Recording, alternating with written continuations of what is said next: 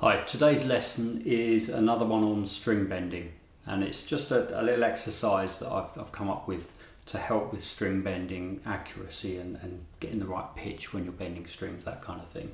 And what I'm doing is taking the 5 basic scale patterns that everyone should really know on an electric guitar. Hopefully you'll know these. The ones I'm talking about are major, natural minor, pentatonic major, pentatonic minor and blues. Now, even if you don't know all of these, you could possibly pick them up from this video. But you can also just ignore the ones you don't know. This will work with any of these 5 scales. So I'm just going to demonstrate it with all 5.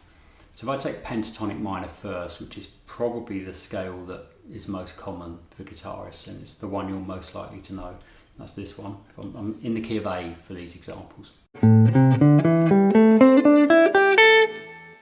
So taking that pattern, what I'm going to do with this exercise is when I get to the 3rd string, to the G, every time I'm putting my 3rd finger on that 3rd string, which I do with all of these scales, so in this one it's that note, what I'm going to do is play the note as normal and then play it again and bend it to sound like the next note of the scale, instead of playing the next note of the scale in its normal place.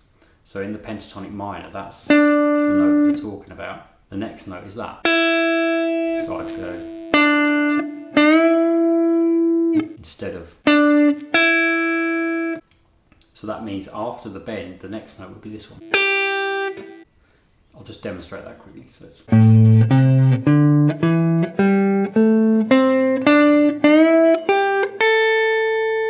once you get to the end, then come back down again. So you notice then I didn't play this note, I did it as a bend from here. So if I play the scale normally, followed by the one with the bends, they should sound similar. Ideally they should sound the same, but it's hard to get those bends sounding exactly the same as the normal note.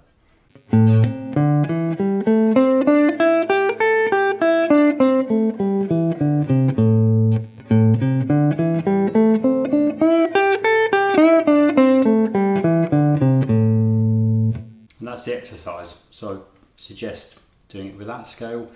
Pentatonic major you could do it with, so in the key of A that would be this.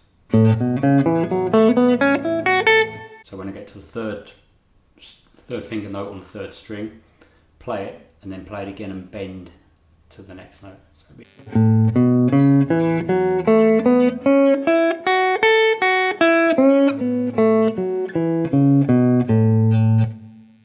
we could do this with the major scale. Just play it normally quickly. So when I get to the 3rd finger note, play it normally, play it again to bend to the next note, which is this one.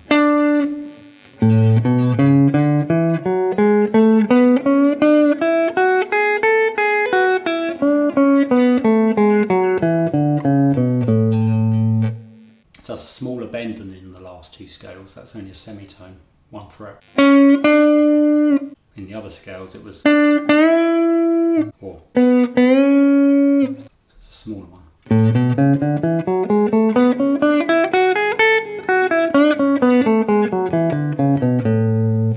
And then also natural minor, which is this scale.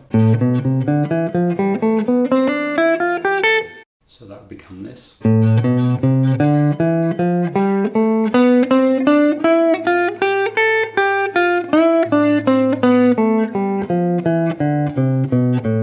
And the last one, the blues scale, which is just a pentatonic minor with the extra note in each octave.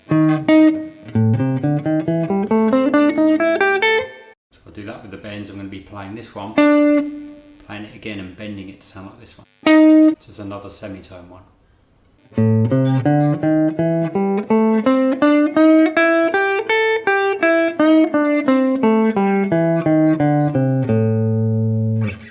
And that's it, that's the exercise.